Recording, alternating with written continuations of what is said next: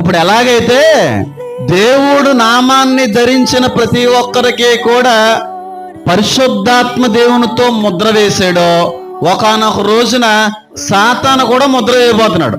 ఆ ముద్ర ఎందుకు వేస్తున్నాడు అంటే, వీడు నావోడు, ఈ ఆత్మ నాకు సంబంధించిందని చెప్పి 7 సంవత్సరాల శ్రమకాలం రాబోతా ఉంది.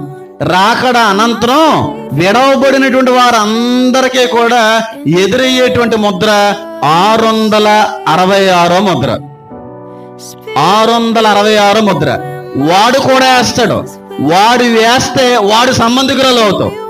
అందుకే వాక్యంలో చాలా స్పష్టంగా రాయబడింది, 666 ముద్ర వేయించుకున్న ఏ ఒక్కరూ కూడా రక్షించబడు.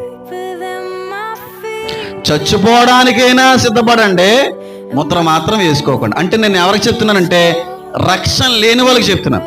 ఒకవేళ దేవుని రాకడి